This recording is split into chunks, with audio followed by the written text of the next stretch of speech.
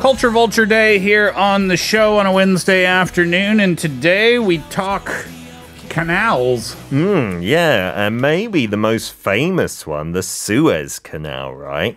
It's been in the news a lot because there was a giant container vessel there, one of the biggest in the world that can carry, I think, 20,000 containers on it. I saw the image. Did you see the image, Kate? I did. This ship was huge, and it had so many containers on. I think they said that the ship was the length of the Empire State Building. Oh, wow. Yeah, it's about Wow. 400 meters long, so Yeah. about 4 soccer pitches. Yeah. And the containers are stacked like 11 high as well. like Driving this thing would be impossible. It's like a small city. Yeah, no wonder it got stuck in the canal. And so we're going to talk about the canal, the boat, and everything. And there's so many interesting facts about this.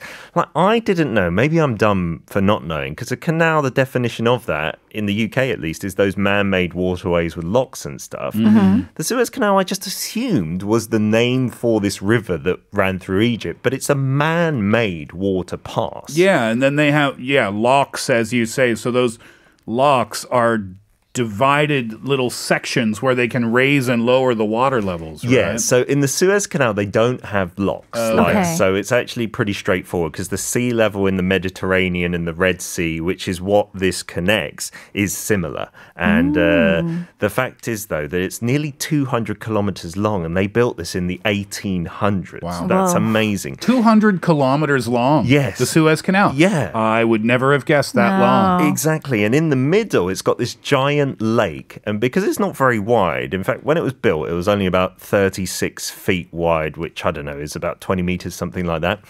It's got wider over time. So now it's about 200 meters wide. But if you imagine this ship being 400 meters long, it's also got a big bulk. And so you can only go in one direction at a time. There's no two-way traffic in this Right. canal. Right. So it's amazing how the logistics work. So there's apparently two southbound journeys of convoys of these vessels, these huge vessels a day, and one northbound journey a day. And you can get about 52 boats going back and forth throughout the day.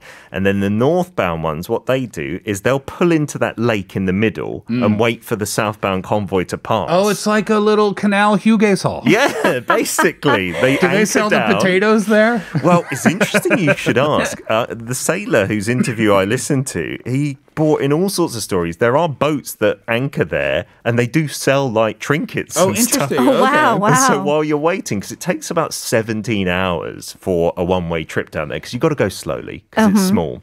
And so as you're going through, you get your designated, they call it a pilot, apparently, who will Yeah. guide the captain of the ship through the waters. Like in a much smaller boat, right? Yeah, yeah. And so while you're there and you're waiting, you can, in fact, go and buy all these snacks and whatnot. And apparently they still, some companies have to, let's say, bribe people with packets of cigarettes as well to get them through quicker and stuff like that. Interesting. When I heard the news that this giant container ship was stuck in the Suez Canal, my brain just assumed that it got wedged like Yeah.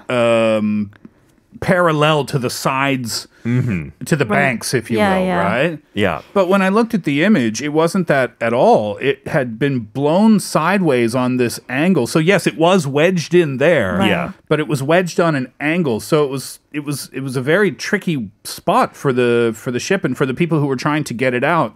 It wasn't an easy task at all. Yeah, there was a sandstorm at the time it got stuck. And so the visibility was awful. And the if- winds were really high too, right? Yeah, absolutely. And the problem is they don't do the autonomous steering in the Suez Canal at all. Like, it's all human steering because the conditions change so rapidly. Wow. And in bad weather, they're apparently just meant to anchor down and wait. But these conditions, they think, came on pretty quickly. And that's what got it stuck for 10 days, causing this pileup. No boats, no big boats could go up and down it. Yeah, massive traffic jam on both sides, I guess, right? Yeah, there were like tens of boats waiting behind and in front. And yeah. what's interesting, I don't know, did you happen to look at the moon the last couple of nights? Yesterday was huge. Yeah, Oh so my gosh, it's, yeah. It's a super moon, right? Yeah. And I heard that the tides, because of the moon, the tides came in, and that's what really helped this get unwedged. It raised the water levels a really significant amount, and it allowed the people to somehow this helped to get the boat unstuck. Right. Yeah, it was the spring tide, and so when that comes to a highest water level point, it was their only chance basically, because this thing weighs a ridiculous amount, and they could have brought in cranes, but that would take an unbelievable amount of time to unload all those thousands of containers. Right. There's no dock there at the point they are. It's just like sand on one side, grass on the other. Yeah. Whoa. And then the tugboats, they used an extraordinary number to pull it out, and then they were all tooting their horns when it was free. Yeah, yesterday. right. Yeah. It's a big celebration. That moon last night, it was like you could reach out and touch it. Wow. So weird, isn't it? It just Yeah. looked massive. Yep. Yeah. And I read in the article that's going to be the 4th biggest moon this year. Wow. So we can expect even bigger Bigger. Oh, images. that's kind of scary. Coming up over the next few months. So how long was it until they got that boat free? Like 3 days or something, right? No, it's closer to a week. Oh, was it really? That it was in there. And the numbers are staggering. So for a ship of that size, the canal is owned by Egypt, right? It's on their land. Both sides are Egypt, right? And so, when they made it in the 1800s, a lot of European investors, in quotation marks, kind of paid to own the company. And if you watch The Crown, you remember there's one episode where there's the Suez crisis, and the then leader of Egypt kind of takes it back from its British owners, so to speak, and the prime minister at the time, who's Margaret Thatcher? No, it wasn't Margaret Thatcher, unfortunately. Darn it. Back in the 60s or 50s, he was portrayed in a really bad light because he handled it terribly, like the handover kind of thing to Egypt. And so they get a real massive amount of revenue from this. So for that ship that got stuck, it's one of the biggest in the world, but it would have to pay between $700,000 to $1 million to go through that canal one time. Oh, my.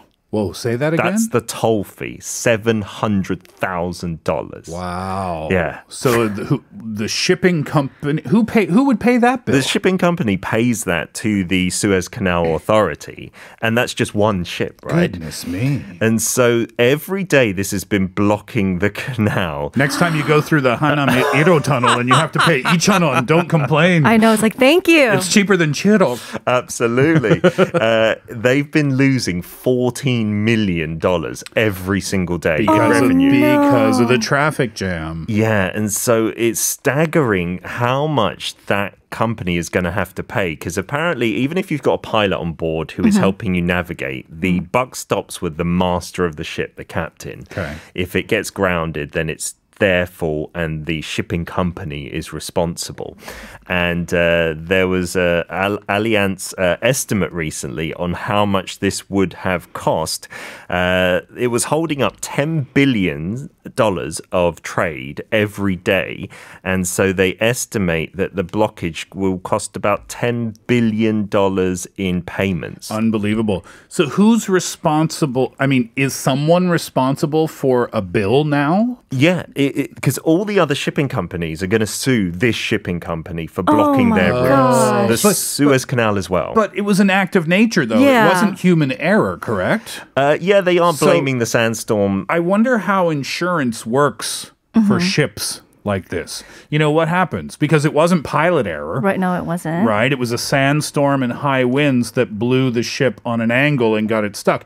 I guess you could argue that's still somehow the pilot's fault. The buck stops with the captain, like in every way. So there is no I don't know this, and you don't, I'm sure, but in the insurance policy, and I'm sure they must Right. have insurance policies, there is no active nature protection plan or something. Yeah, so I'm sure the insurers will have to foot a lot of the bill. The sailor who was having an interview was talking about that. And also the owner of the ship is different to the shipping company, which is Evergreen, which is a huge one. They'll all have to fork out for this.